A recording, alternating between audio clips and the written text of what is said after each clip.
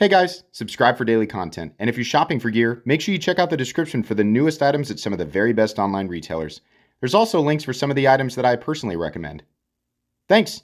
What's going on YouTube? Metal Complex here, and today I've got a short little knife review / knife overview to share with you guys. This is the new EMP EDC Nymble XT. X for XL, this is the larger Nymble, and T for Tanto. I have reviewed the standard drop point Nymble X, and if you'd like to go watch that review, you can, but I'll spoil it for you. It's a phenomenal knife, and so is this. This is the same thing with some texturing and a Tanto, and so, you know, really, I've already talked about it, but I really like this knife. If you look at it, you look at my preferences, you even look at the knife that I designed, it's very obvious. You can look at that and go, that looks like a knife that Metal Complex would really like, and a knife that a lot of people like. It is. This is a good knife. It's pretty expensive, I'll talk about that. But it is available right now. I'll link it down in the description. At least at the time of this recording, it's available. It does help my channel when you use those links, but that's up to you. Thanks to EMP EDC for sending this in. Thanks to my patrons for supporting me. Make sure your notifications are turned on for the Metal Complex YouTube channel. We're going to go real quick through specs here. Overall length coming in at 8 inches on the dot. Blade length 3.5. Cutting edge 3 inches. I think they list this as 3.65. It's somewhere in there. My measurement is 8 inches, 3.5. 3 1/16. Let's do some size comparisons, just a few. Putting it up against Excalibur. Can you see why I enjoy this? Very similar ergonomic lines. A different looking knife for sure. Similar deployment method.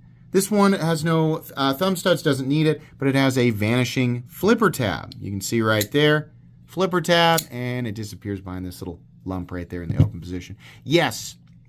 This has a lot of my ergonomic and deployment preferences, so really like that. Let's put it up against the Spyderco Para 3, and then let's do the Benchmade Griptilian, in this case the Ritter Hogue, and then we'll do the Hogue Deca, and then we'll call it a day, right? How's the action? Well, the action is awesome. You have the flipper tab, which works perfectly. You have a front flipper. I'll ignore this because I'm not the best with a front flipper, right? But it does work. And in my opinion, the best deployment is the opening hole. It is really positioned optimally, and it's nice being able to thumb flick it out or pinch open it, right? Or reverse flick it, or you could do your Spidey drop if you want to, right? All of that, it's really nice. The D10 is tuned properly. The bearings are great. This is OEM'd by Bestech, and they know what they're doing. I have no complaints about the action whatsoever. It's exactly the same as the Nymble X. I really enjoy it. Carry profile, thickness up against the Spyderco Para 3. It's honestly about the same length and height up against the PM2 and Para 3. This is not taking up any more space than a PM2, a little more space than the Para 3. It's mostly going to be in the weight since this is full titanium. In this case, we have MagnaCut for materials, by the way, because we're about to weigh it. MagnaCut, HRC range on the website says 63 to 64, which is good if they're actually hitting those numbers. And then we have, in this case, some textured tumbled titanium. You can get this in a few different anodization patterns, or not patterns, anode colors and combinations there if you want to. We do have milling for weight reduction slightly on the inside. Let's go ahead and weigh it. I'm going to guess this weighs a little more than 4 ounces. That's my guess. 4.5 ounces is what we're looking at. 4.5 ounces for up to 3.65 inches of blade. Not terrible. A lot of material in the blade, though. So despite not a perfect blade length to weight ratio, you have a really good balance, right? Really, really good balance. So that's nice. Hardware check. I'll get out my tools. As per usual, my tools are very inexpensive and very recommendable. You can find them right down in the section of my description that talks about the tools I use in this channel. I think this is T8 across the board. Yep, it sure is. T8 across the board. That's awesome. As long as you have the right tools for the job, you should be good to go. Blade stock thickness, I doubt that this has changed, but I can't remember it from the last version of this knife that I reviewed, so I'm going to measure it again. Blade stock thickness is 137 thousandths, not bad. Meat and potatoes time. This is the same thing. If you've never, same thing as the Nymble X. If you didn't watch that video, you didn't know about this knife. The ergonomic lines of this knife are superb. They are phenomenal. The chamfering around the edges is really nice. The texturing on this guy, I can't remember if the one that I originally reviewed had texturing, but I love that little wavy pattern right there. That's really nice. Edges knocked down, jimping extended. I love this. So many companies are like, let's just stop right there. There's no reason for anybody using a knife to go further up on the blade, right? That never happens, so we'll just stop. It's nice that they actually extend this out to where it's really complementing the index finger in a wide variety of positions. I like that a lot.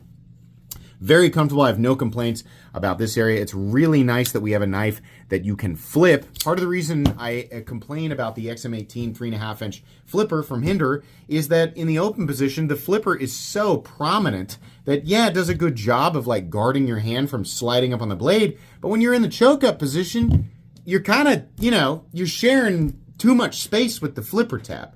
Flipper tab on that knife is also incredibly uncomfortable, right? But a lot of times flippers with choils just don't work because in the open position, they end up in a place that confines you. Not only is that not the case here because it's hidden underneath this lump, but this is an enormous choil that's really not cutting too far into the usable cutting edge. So this is about as optimized as it gets. The combination of, deployment methods and the ease of manipulation here, obviously access to the lock bar is also really good. But all this combined, and then the fact that you can really make full use of a number of different like ergonomic grips, it's just awesome. This is just exactly the type of ergonomic setup that I like. I love it. Can't complain about anything there. Your cutting edge, this is actually a hollow grind. It does come down to a nice thin edge there. Does it say MagnaCut right here? Yeah, they've hidden the word MagnaCut right here. It's otherwise sterile on the blade, which is really cool. So they just have their EMP EDC logo right here on the pivot and MagnaCut right here on the blade. This is a tanto. Now, people have different preferences. In my opinion, the drop point is better because I don't have to sharpen two different edges. You can, one of the uses of a tanto, not only do you have different tip geometry out here, but you have two completely separate edges. So if you want to, you can dedicate one edge to one type of thing and the other edge to another type of thing. Or you can just buy the tanto because you think it looks cool, right? When it comes to sharpening, it's factually going to be more work. For some people, this additional amount of work is nothing. It's trivial. And for other people, it will, it'll change their entire decision about them. I mean, it is a make or break decision, right? So I doubt that this is the last time that, when he did the drop points, like that was it. There's not going to be any more. I would venture to guess that drop point, tanto, like he'll probably do more of each. I don't know. This one is the tanto and it's fine. Honestly, it does look really cool. I like it. I think you have a couple different options for blade finishes. This is the tumbled one. Looks pretty nice. Not really anything else to say about the edge. It is definitely a little thicker out here, so if you worry about tip thickness and if you worry about the durability of the tip, right, it's MagnaCut, shouldn't have to work, but this has got a little bit thicker tip than the drop point blade, and you'd still maintain a very thin belly. The stop pin, while we're on that subject, I think is actually internal. What sort of black magic here, man? I know that we talked about this.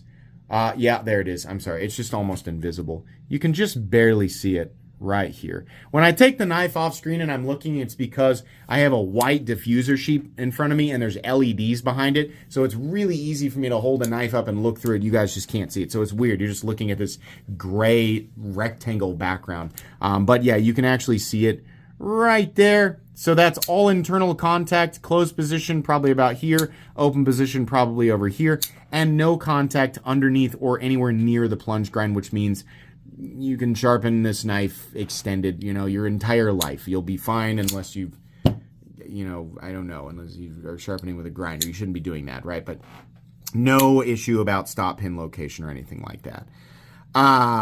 Let's see. Moving on here. I just really like that wavy pattern. It's so nice. You have a big lanyard hole right here. I don't really care about that, but some people do. Backspacer is very simple. That's fine. Doesn't need to be anything fancy. We have a right hand only pocket clip mounting position.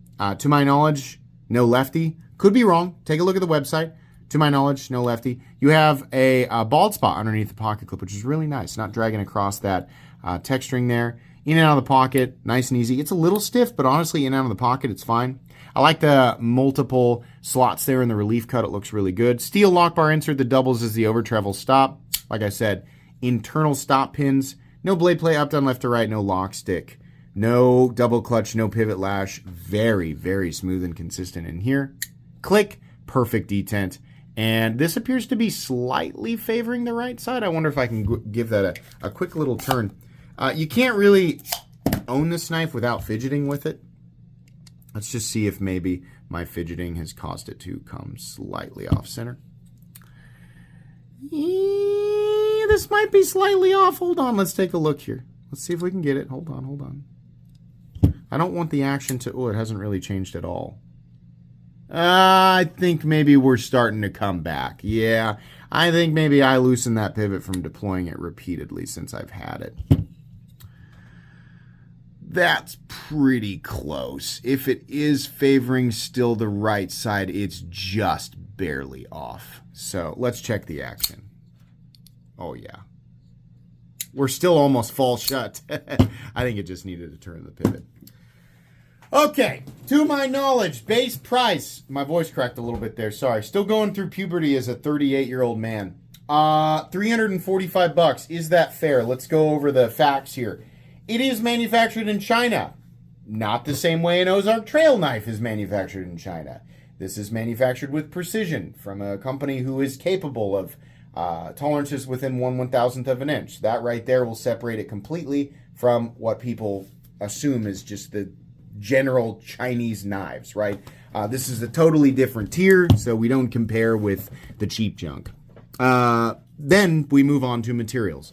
Titanium, substantially more costly to machine, even when it's done in China. So this is already going to put it into premium territory. We have MagnaCut, hardened to 63 to 64. Assuming that is correct, again, not a cheap blade material, and it's not inexpensive to hit those numbers, those HRC numbers. It's certainly not consistently, right? Outside of that, we don't really have anything extra. We have some titanium milling, right? Some texturing here. We've got a titanium backspacer, titanium pocket clip. Typically in the production knife world, these numbers are able to be hit around the $250 mark. So we have a $95 difference between this and general competition. However, this is a designer and OEM collab, and it's done in small batch. Does that add cost? Yes, unless they're a charity. If they're a charity and they're just like, we just sell them and then, you know, we take... Not really, obviously. There's got to be some markup so that both parties can make something of it, because Bestech is not a charity and EMP EDC, right? Well, I'm sure neither of them are above doing charitable work. This is not a charity project, which means they're running a business. They're trying to profit. It makes sense. It's fair to allow them to profit, right? Even considering that price does seem a little high. Bestech and many other OEMs are notorious for increasing their service prices over the years, making the window more and more narrow when it comes to profit for this other party. So I don't point the finger so much at EMP EDC, I point it more so at Bestech. Bestech's not the only culprit, but there's like a handful of Chinese OEMs that are, you know, have the capability to work with designers and make things like perfect precision, all of that. And they know that. They know that there's not a ton of choices, and so their prices have just gone up and up and up and up over the years. $345, honestly, do I think they could have done this for about $300? Yeah, I think so. So there's an extra $45 here that I feel like is probably just going directly into Bestech's pocket. Can't really blame EMP EDC for that. At the same time, though, I want to be clear. Anybody who does pick this knife up, you're going to like it. It's made ridiculously well. I think you're going to have to pay a little bit more for it. You're going to have to pay the extra Bestech service fee, right, that they're probably just charging. It's, again, I'm not really pointing the finger at EMP here. They did make a really good product. It's a really great design. It's made super well. All the preferences, you know, the way that the knife community has outside, you know, there's people who are going to complain that it's another frame lock, right? But outside of that, it's really good. People who do pick it up, you're really going to enjoy. It's just a little bit more money than a lot of the competition we see. So that's going to be it today. Short and sweet. Oh, it's still a freaking 15-minute video. But anyways, I'll link it down in the description. You guys can check it out. Please make sure to follow me on Instagram at metal_complex. If you enjoyed this video, leave a like. If you'd like to check out my other content, I do, of course, have lots of videos of knives that are either expensive or inexpensive that I do or don't like. So check those out. And if you enjoy all my content, go ahead and click on that Metal Complex logo right there and subscribe because there's definitely more coming. Thanks again for watching, everybody, and have a great day.